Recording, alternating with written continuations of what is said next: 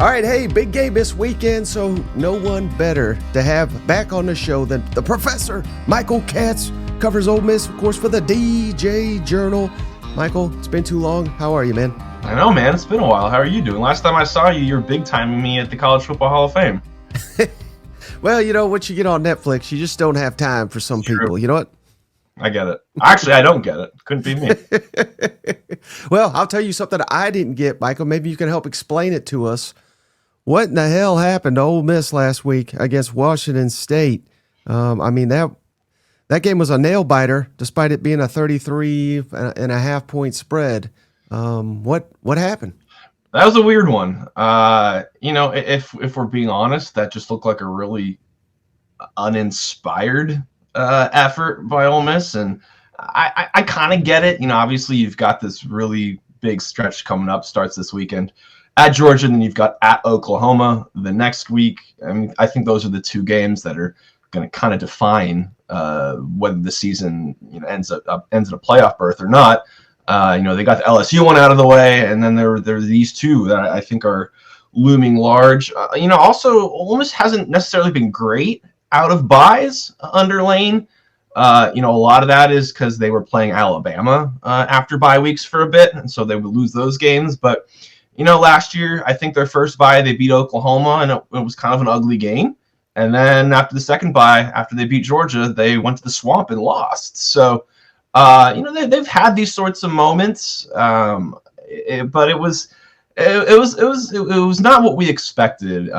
With how well this team had played against Tulane and LSU and all those things, I think we all just sort of expected that at some point Ole Miss was going to put its foot on the gas and this thing was just going to be a wrap. But it never happened. I was on the field for the last drive for Washington State, and I never really felt like Ole Miss was going to lose that game.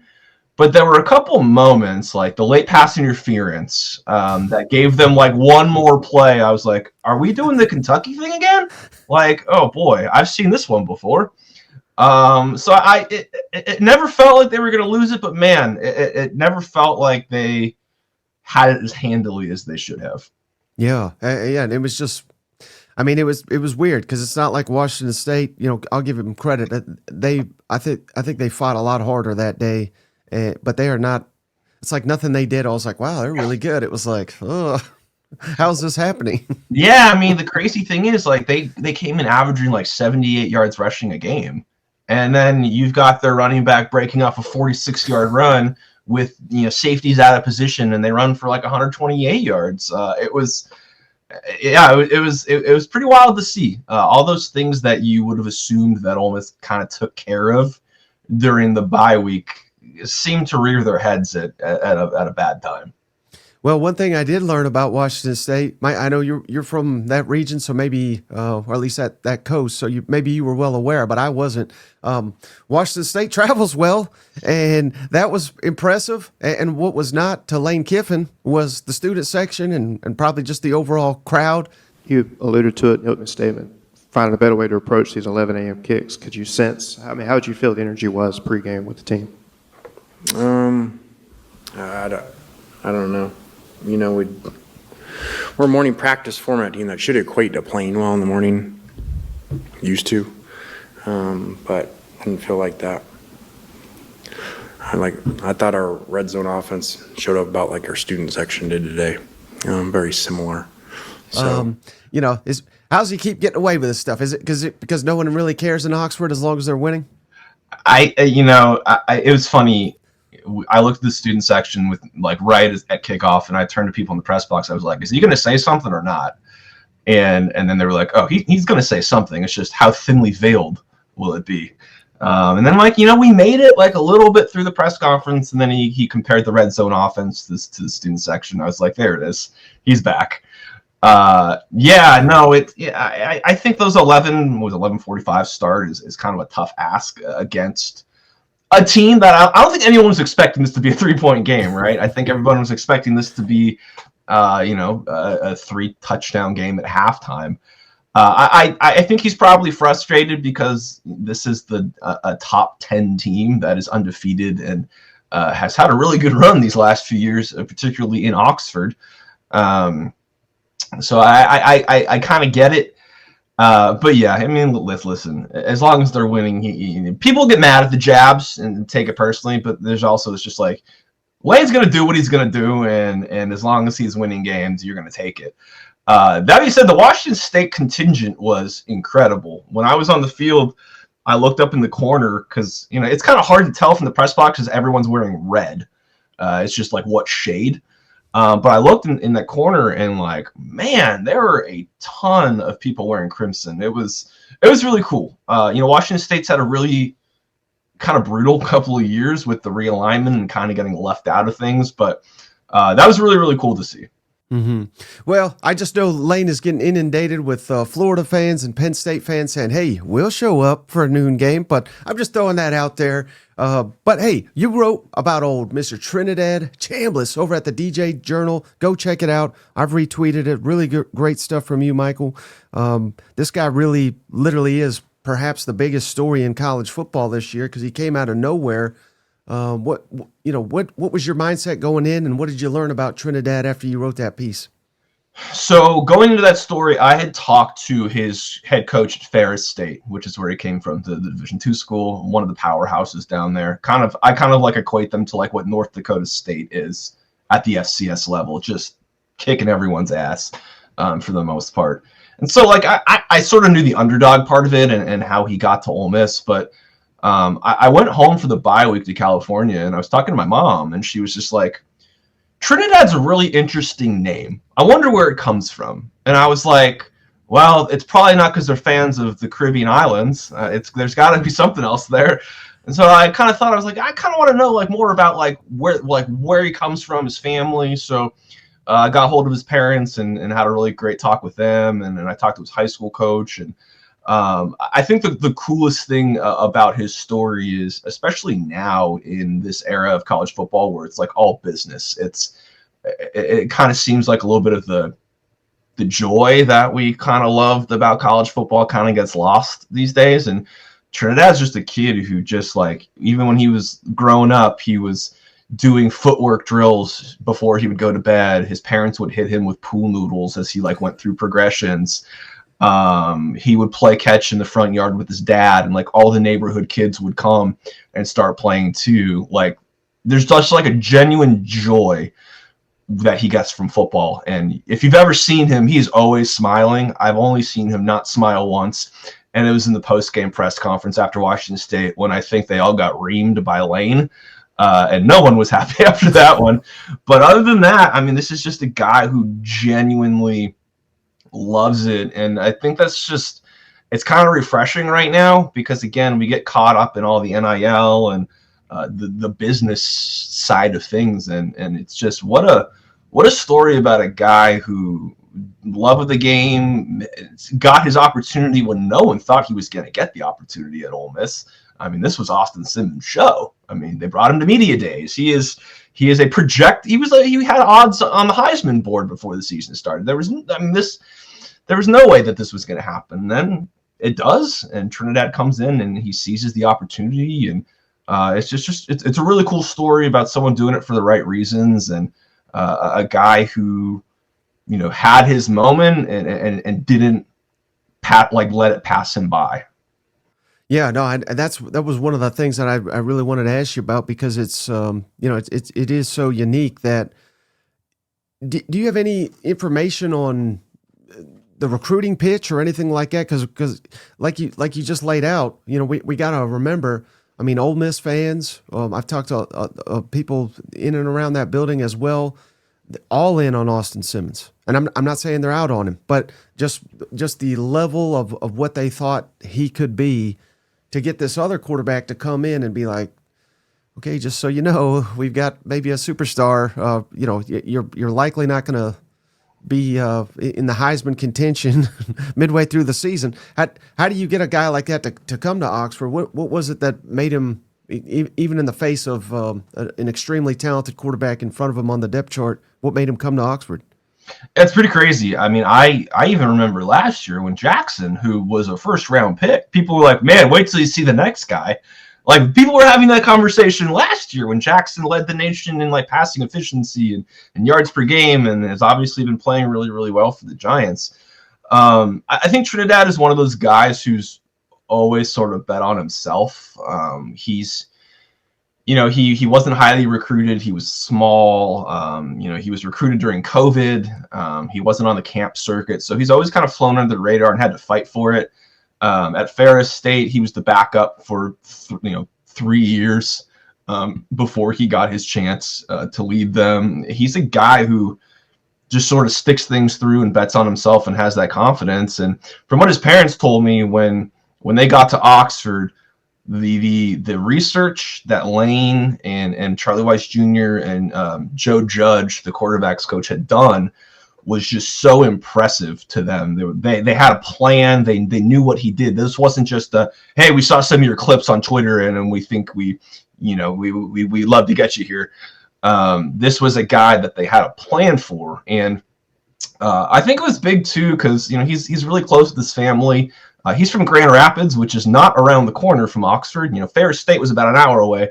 This is about 11 hours away, and I think that when they understood, like when the coaching staff seemed genuine and really like actually knew what they were doing with Trinidad, I think that was really comforting for his parents. When you're sending your kid away, it's hard, 11 hours. And so I remember his mom said she kind of had a peace when she felt that room and the energy. And basically they didn't make another visit after they came to Ole Miss. It was just, hey, Trinidad was like, this is the place I want to be. It reminds me of Ferris State with the family atmosphere and the coaching.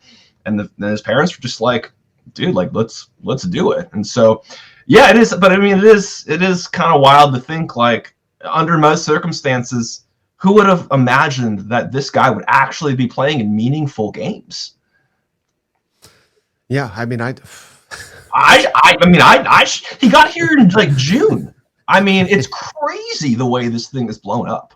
Right. I mean, literally the only thing I heard was that I think in fall camp it must have been where they said, hey, we think this guy can, he's if we need him in a pinch or whatever, we think he can help. That was the extent to anything I heard about him. So it's wild. And it's also wild. I really wanted to ask you this. How you referenced it in your story, but just being down there in Oxford, how many Trinidad flags are we seeing? Because I mean, no offense to Ole Miss fans or literally any SEC fans. I mean, I couldn't tell you what a Trinidad flag looked like either, but I can only imagine how many of those we got all over Oxford now.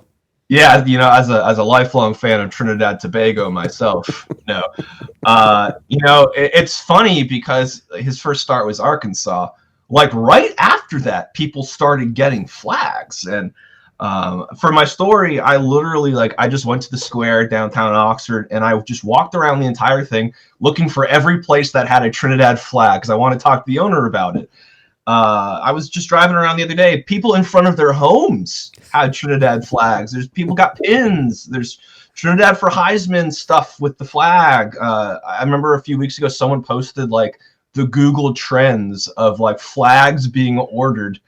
And it's just this straight line up. And can you imagine being the Amazon shipping facility in Memphis? And you're like, what the hell are all these Trinidad flags going to Oxford for? That's insane. But it's really cool. I think that's one of the great things about college football is fans find these people they just sort of grasp onto, and they can't help but root for them. But yeah, no, I did not know a ton about the flag. I had to do a bunch of research to figure out proper terminology for what is it Trinidad? Is it Trinidad Tobago? Is it Trinidad and Tobago? Countries, islands. How are we going to term this? Because I don't want to piss anybody off. I mean, we got to be accuracy is the most important thing, right? And so, but no, it was. First thing I asked his parents was where does his name come from? And his mom was like, I thought maybe you guys are just really big fans of the Caribbean. And his mom was like, no, we've never been there, but we've heard it's nice. It's like, okay, so I'm glad you guys understand how insane this flag stuff is, but it's really cool. Trinidad loves the memes. He is a huge fan. Every week I ask him, I was like, have you seen any of the new memes? And he's all in on them. So it's someone gave him a pin after the game, the Trinidad flag pin. It really is like it's in this again in the world of college football where things are so business oriented. It's just such a fun story. Right, and it's only going to ramp up this week, Michael, with College Game Day in Athens. Ole Miss, of course, undefeated, going to Georgia. This is an opportunity that if Ole Miss can win this game, he may very well be the favorite to win the Heisman. I think it could be that much. What's your thoughts on this, like keys to the game for Ole Miss playing at Georgia? So I think back to the 2023 game, right? The disaster, the 52-17, which actually was a game that was back and forth for a bit. It was like 14-14, and then Georgia just like ran for 300 yards, and it all kind of fell apart from there. Again, I could be totally wrong, and I know things change on a game-to-game basis. This doesn't strike me as one of those kind of games. I'm not sure what Ole Miss is going to look like in this sort of road environment. I mean, they played one road game. It was at Kentucky, and it was close. Obviously, different quarterback then, and a different team. Just they've played a lot more games since then. It's going to be a little bit different playing in front of 95,000 at Stanford, and with fans that are actively barking or booing at you. It's a little different than Trinidad's only started at home so far. So. I think that is going to be different, but we were talking about this a little bit before we got on here. Like, this is obviously a really good Georgia team, but I don't know if it's one of the best Georgia teams that Kirby's had. Right? He's had so many like superstar teams. There are some question marks with this Georgia team. They don't get after the passer particularly well. Their sack numbers are really low, which is weird. I know they've got some secondary injuries right now. I mean, this doesn't strike me as one of those games where Ole Miss probably gets blown out. I think it's going to be close. I think the biggest thing is the last time Ole Miss was there, they got bullied. They can't get bullied because if Georgia runs for 300 yards again, this thing's going to be ugly. Ole Miss needs to be the one running the ball. I mean, they've got a running back this year. If they had Keywan Lacey last year, they probably go undefeated because they couldn't run the ball at the end of games last year, and that's why they lost. They're able to run the ball late when they need to for the most part. The defense is a little up and down. The run defense, again, is a little alarming, and Georgia knows how to run the ball. They don't have one guy who's got a ton of yards, but they have a lot of guys who have a lot of yards. And Gunnar Stockton's a mobile quarterback, which makes things tough. But I think that the weaknesses and strengths of both teams are kind of aligned. I think I know Georgia's favored by 6.5, 7.5, whatever it is now. I think this is going to be a really, really close game where, with the way that Ole Miss has won close games this year. They didn't win a single one-score game last year. And part of that is because they were winning games by a lot. But, listen, they lost 3 games by 13 points last year. They did not win a single one of those situations. They've won, 4 of them now this year against teams. And, yeah, you could say, well, they should be beating them by more. But, I think there's something to be said for winning close games. And, so yeah, I think it's going to be fascinating. I really am curious to see, with the effort they had last week, right? There's a part of me that's like, were they not showing everything? Were they saving something, not putting everything on film? Or maybe if that was their best, like how you got to think this week of practice was among the most intense they've had. So I think they're going to get the best. This is going to probably be the best version of Ole Miss, and we know Georgia's going to be ready. It's a really interesting game. I don't know if I'm ready to actually make a pick yet. I'm a field goal either way right now. Yeah, and then do you like the odds if Ole Miss wins anywhere in the stadium, on the field, or in the post game press conference that Lane Kiffin will start clapping like this? Will that happen this week, do you think? Well, between that and did you hear his comment about who burns more energy during games? It's like, well, I just saw Kirby. He doesn't look like he's burning much. I was like, man. Off the wall question. You and Kirby, probably some of the more demonstrative coaches on the field. Who do you think burns more calories in a game, you or him? I don't know. That's a good question. I walked by the TV and saw his press conference today, so it looked like he's burned too many calories. That's cold. Like I know they're boys, which is really, really funny because they're so different. Right. But yeah, no, I could totally see Lane or like near the end of the game, him clapping like this or something. Just listen, if there's an opportunity to troll, you know he's going to do it. That's what he does. He's the king. All right, last thing for you, Michael. Really appreciate your time. I know, hey, we're undefeated. The playoffs are looking likely, but I don't want to be negative here. But would it be an even bigger disappointment this season if Ole Miss doesn't make the playoff than last season? What's your thoughts on that? I mean, maybe now because they're 6-0. But if you had said before the season that on October 16th, Ole Miss would be the number 5 team in the country, I think every fan would have signed up for it and said, what a coaching job. What an amazing season during a rebuilding year. Last year was the team that was supposed to do this. Last year's team was incredible. I mean, top 5 scoring offense, defense, first round picks. But they didn't get it done. So I think last year is going to stick with people just because of, you had the first round quarterback, you had Walter Nolan, you had Princely Umanbiela, and Trey Amos, Trey Harris. I mean, just all of these guys who are making impacts in the NFL right now. I think that's always, for a while, it's going to be the season that kind of got the one that got away. Obviously at this point, I think now the expectations have raised for this team in terms of, well, we're 6-0, like, we're almost there, right? But I think that, obviously not making the playoffs this year would be tough because it would mean something went wrong the last half of the season.